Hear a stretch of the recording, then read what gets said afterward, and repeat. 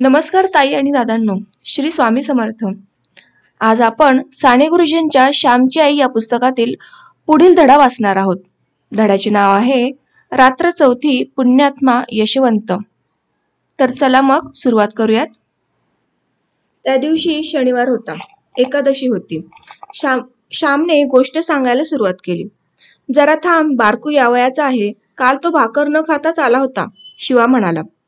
तो पहा आलाच. ये बारकू ये, माझ्याजवळ बैस, असे म्हणून गोविंदाने बारकूस आपल्याजवळ बसवले. श्याम सांगू लागला. ते पावसाळ्याचे दिवस होते.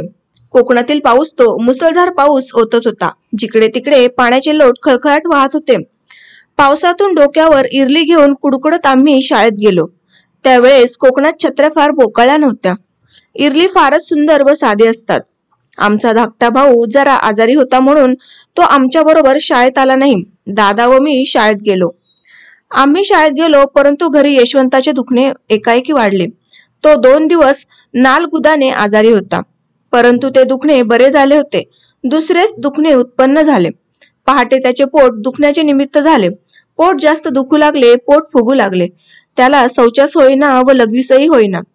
खेड्यात कोठला डॉक्टरनी कोठला एनिमा, घरगुती उपाय चालले होते. आमचा गडी गोविंदा आम्हा शाळेत बोलवण्यासाठी आला. अण्णा, दादा, अशी यशवंत आमची आठवण करीत होता.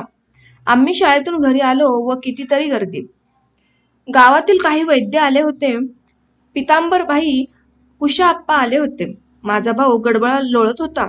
पोट फुगत चालले होते, तरी त्याला तहान लागली होती. त्याला पाणी देत नव्हते. पाण्याच्या भांड्याकडे तो गडबडा लोळत सुटे. त्याला पुन्हा धरून ठेवीत. त्याचे वय 6 वर्षांचे असेल तेव्हा. आदल्या दिवशीच आई त्याला रागे भरली होती. अंगणात चण्याची डाळ वाळत घातली होती. शेळी येऊन डाळ खाऊ लागली, तर यशवंताने ती हाकलली. शेळीचे तोंड घालून डाळ उडवली होती. ती तो सारखी करीत होता, गोळा करून ठेवीत होता. इतक्यात आजीने पाहिले व ती म्हणाली, डाळ खातोस का रे चोरा? कळू नये म्हणून नीट सारखी करून ठेवतो आहेस.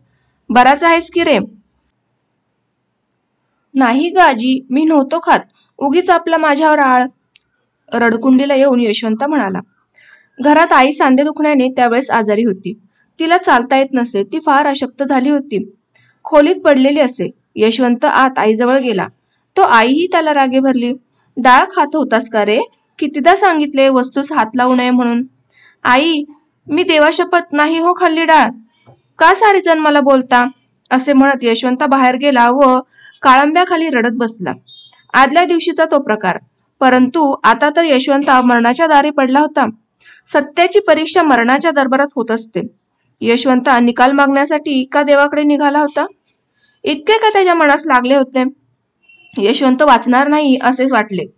9च्या सुमारास तर जास्तच दुखणे झाले. आई, मला ठेवा, तो क्षीण आवाजात म्हणाला.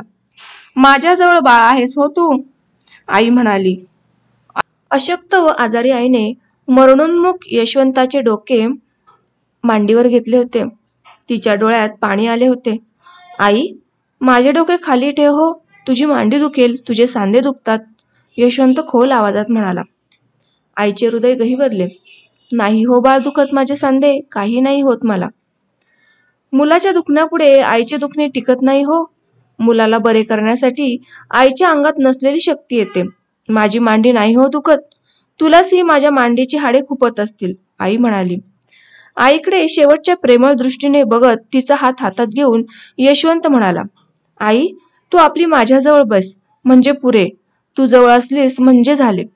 यशवंताचा एक एक शब्द आईच्या व आम्हा सर्वांच्या हृदयास घरे पाडित होता. आईला आदल्या दिवशीची आठवण झाली. भरून आले तिचे डोळे, भरून आला ऊर. तिने एकदम त्या मरणोन्मुख बाळाचे चुंबन घेतले. त्या म्लान होणाऱ्या मुखकमलावर अश्रुसिंचन केले. ते पहा प्रेमळ डोळे यशवंताने उघडले व आईकडे भक्तिभावाने व प्रेमाने त्याने पाहिले.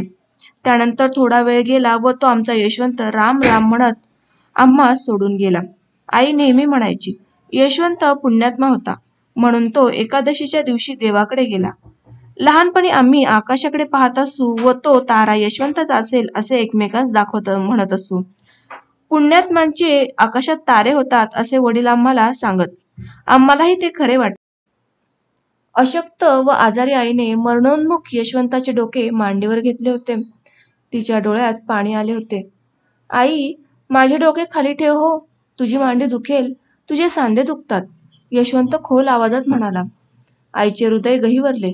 नाही हो बाळ, दुखत माझे सांधे, काही नाही होत मला. मुलाच्या दुखण्यापुढे आईचे दुखणे टिकत नाही हो.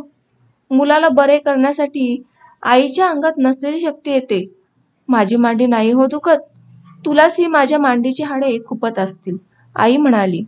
आईकडे शेवटच्या प्रेमळ दृष्टीने बघत तिचा हात हातात घेऊन यशवंत म्हणाला, आई, तू आपली माझ्याजवळ बस, म्हणजे पुरे, तू जवळ असलीस म्हणजे झाले. यशवंतचा एक एक शब्द आईच्या वामा सर्वांच्या हृदयास घरे पाडत होता. आईला आदल्या दिवशीची आठवण झाली. भरून आले तिचे डोळे, भरून आला ऊर. तिने एकदम त्या मरणोन्मुख बाळाचे चुंबन घेतले. त्या म्लान होणाऱ्या मुखकमलावर अश्रुसिंचन केले. ते पहा, प्रेमळ डोळे यशवंताने उघडले व आईकडे भक्तिभावाने व प्रेमाने त्याने पाहिले. त्यानंतर थोडा वेळ गेला व तो आमचा यशवंत राम राम म्हणत आम्हाला सोडून गेला. आई नेहमी म्हणायची, यशवंत पुण्यात्मा होता, म्हणून तो एकादशीच्या दिवशी देवाकडे गेला. लहानपणी आम्ही आकाशाकडे पाहत असू व तो तारा यशवंतचा असेल असे एकमेकास दाखवत म्हणत असू. पुण्यात्मांचे आकाशात तारे होतात असे वडील आम्हास सांगत. आम्हालाही ते खरे वाटे. आज यशवंत नाही व आईही नाही, परंतु त्या मरणप्रसंगीचे खरे उभयतांचे प्रेम ते अमर आहे. असा थोर भाऊ व अशी थोर माता मला मिळाली या विचाराने मला धन्यता वाटते.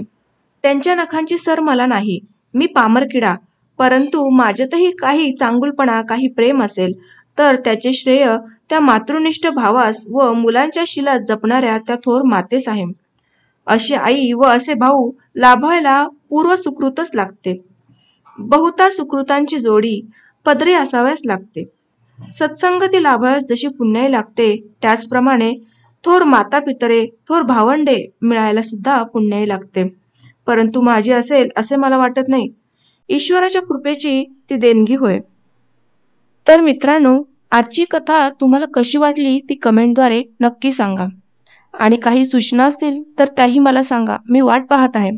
आणि हो, तुम्ही जर आपल्या चॅनल सबस्क्राईब केला नसेल तर नक्की करा.